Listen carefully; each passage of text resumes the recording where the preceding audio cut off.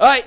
The NBA schedule is being released this week, and we are getting some early releases. And so far, on each of the nationally televised events the NBA has announced, the Cavs have been part of all 4.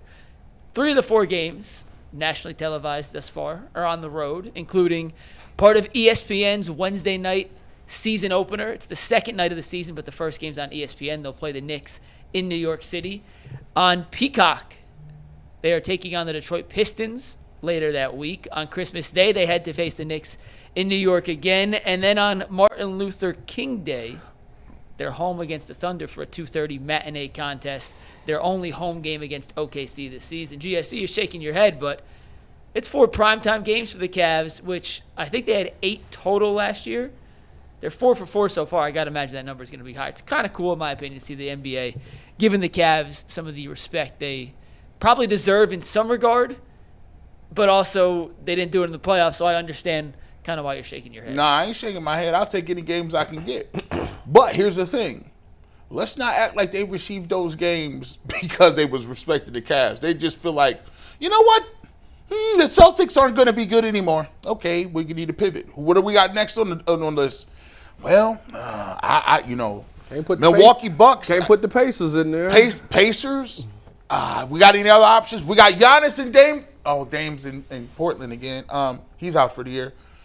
Well, let's kind of fall back on these Cavs. Maybe, listen, I know they won a lot of games. We can always sell it. They need some games, to be honest with you. Like, the Cavs games on here, I'll take what they can get, but it's kind of like you leaving college, you're going back, you get home, you got a new job, and you see the girl that's from high school. You're like, she wasn't that bad in high school. She's a little more mature now. Let's go on a date.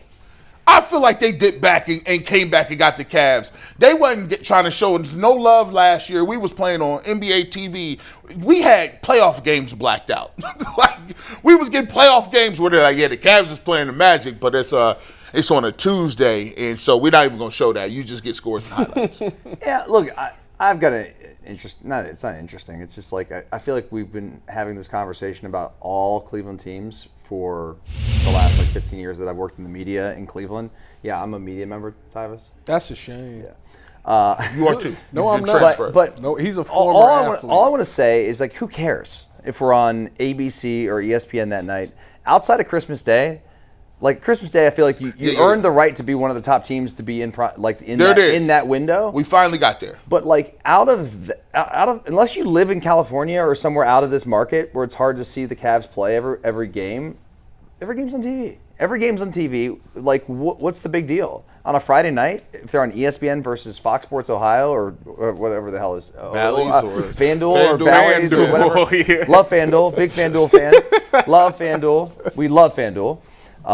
But I'm just saying, who cares about the respect? All I care about is, are we going to hold the Larry O'Brien trophy at the end of the year? I don't give a shit about playing on ESPN on Friday or Saturday night. Is it a fan validation thing? Yes. It's like we want you to talk about us because no one talks about us.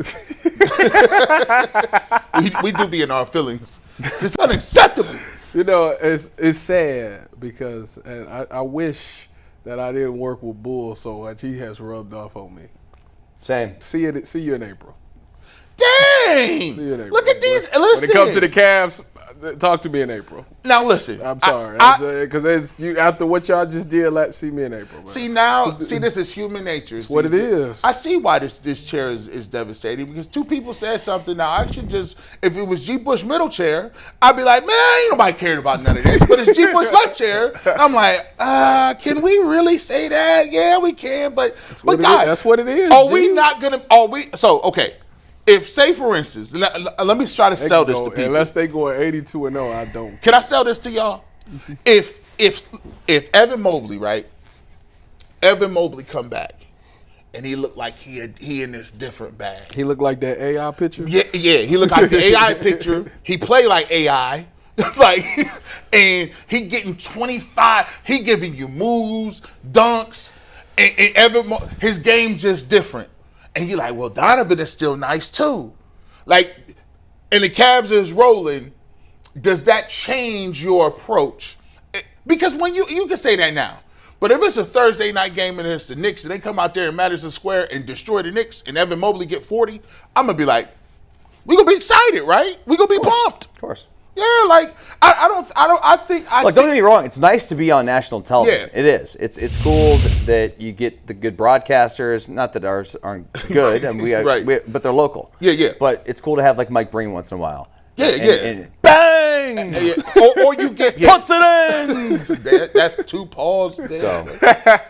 Like his whole celebrations is pause worthy. Bangs and put it in. Like that's crazy. But it's cool to have those guys once in a while. But no, like look, I came from Mac school.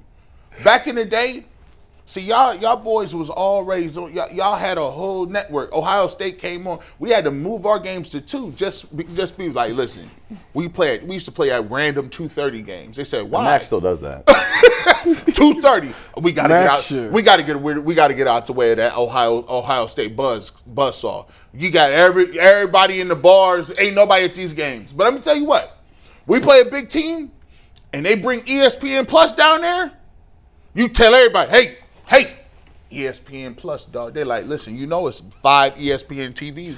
ESPN 1, ESPN News, ESPN 2. People don't know about the old school Plus. ESPN Plus, the regional television channel. I mean, this was on your local ABC. Yeah, and so regionally. It looked like I remember I never forget being on my first ESPNU game. I got a brand new visor, and we had military coaches. I had to run for days because of that dawn patrol because I had a visor, and I came out there. Was it worth it? No.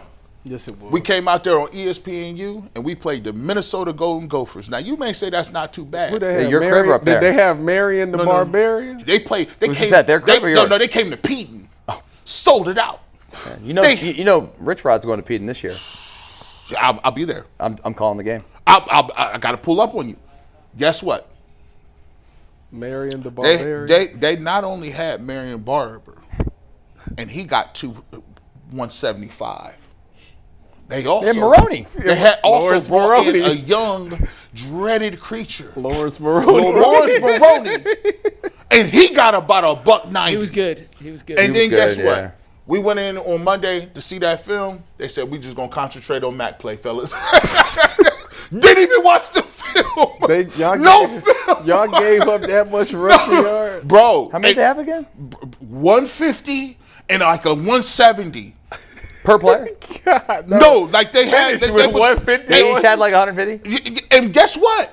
And we was great at stopping the run. That was our motto. They came in and shredded the whole film. We didn't watch film. We was like, we're going on to Western Michigan, guys.